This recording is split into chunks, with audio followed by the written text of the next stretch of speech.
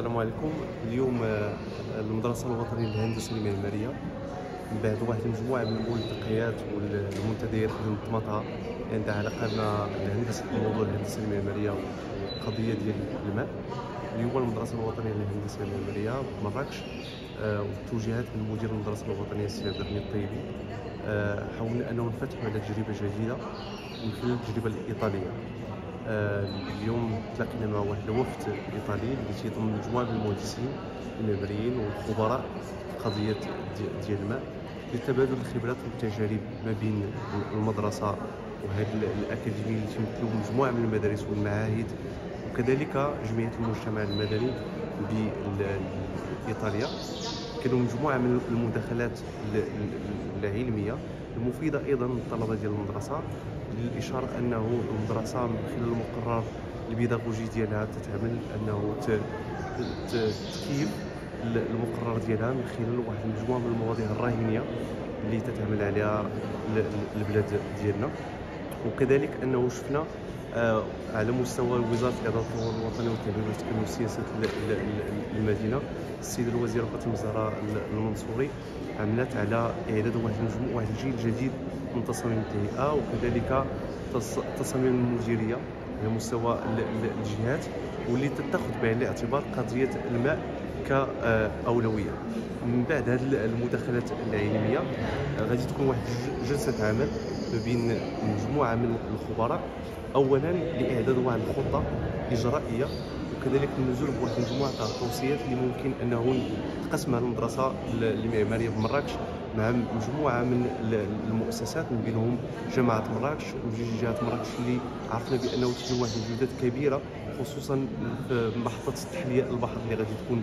بمدينه اسفي. كذلك جمعيه المجتمع المدني حضر معنا المرصد الجهوي المرصد ديال واحد النخيل في مراكش، وكذلك باقي المؤسسات اللي تهتم بهذه القضيه ديال الماء. كذلك انه هذا الفريق العمل اللي غادي يتلاقى غادي يوضع واحد الرؤيه وواحد خطه الطريق ايضا، لانه غادي تنظم مدينه مراكش المؤتمر العالمي للماء اللي تحضروا فيه واحد المجموعه تاع الدول، بالتالي غادي تكون مناسبه استعداد المدرسه الوطنيه للهندسه المعماريه باش انه توجد نفسها كمؤسسه اكاديميه باش انه نناقشوا الموضوع ديال القضيه ديال الماء لكن من بوابه الهندسه المعماريه. هذه المجهودات كامله تنتمنى انه الباقي الفاعلين، والحمد لله انه المدرسه دائما تتعمل واحد في الجو التشاركي وتتحقق الانتقائيه ما بين مجموعه من الفاعلين، بالتالي مهم الجانب الاكاديمي والجانب البحثي العلمي، خصوصا انه اليوم كيف ما قلت قبل ان القضيه ديال الماء اصبح مشكل راهني، بالتالي خاص واحد التدبير عقلاني لهذه الماده الحيويه. الاسم فاطمه الزهراء أفارة، أستاذة التعليم العالي بالمدرسة الوطنية للهندسة المعمارية وعضو اللجنة العلمية التي أشرفت على إعداد هذا اليوم الدراسي. إذا يتمحور هذا اليوم الدراسي حول موضوع المدينة والماء، وكما تعلمون يعني يشاهد العالم الآن تغيرات مناخية جد هامة أدت إلى يعني عدة مشاكل مرتبطة بندرة المياه وبالإجهاد المائي في العالم. إذا في إطار هذا يعني كل ما يشهده العالم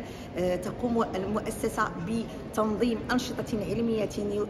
يكون الهدف منها يعني مناقشة مواضيع هامة مرتبطة بالماء. إذا يعرف هذا اليوم الدراسي مشاركة خبراء من جامعات عالمية كجامعة بيزا وجامعة نابولي من إيطاليا، حيث سيتم مناقشة عدة مواضيع مرتبطة كما قلت بندرة المياه، بالهندسة المعمارية، التقنية المرتبطة بالماء، وسيتم أيضا يعني إعداد تقرير علمي حول يعني هذه المداخلات الهامة جدا والتوصيات المهمة. ويأتي هذا يعني النشاط العلمي في إطار الاستعداد للمؤتمر العالمي للماء الذي ستعرفه تحتضنه مدينة مراكش في شهر دجنبر المقبل. إذا في إطار التحضير لهذا المؤتمر سيتم كذلك تنظيم عدة لقاءات علمية مقبلة، ومن هذا المنبر نقوم ب يعني تقديم الشكر لجميع الأساتذة الباحثين الذين تفضلوا بإلقاء مداخلات علمية هامة، وكذلك طلبة المدرسة الذين كذلك قدموا عروضا جد مهمة حول موضوع الماء في ارتباطه بالهندسة المعمارية التقنية.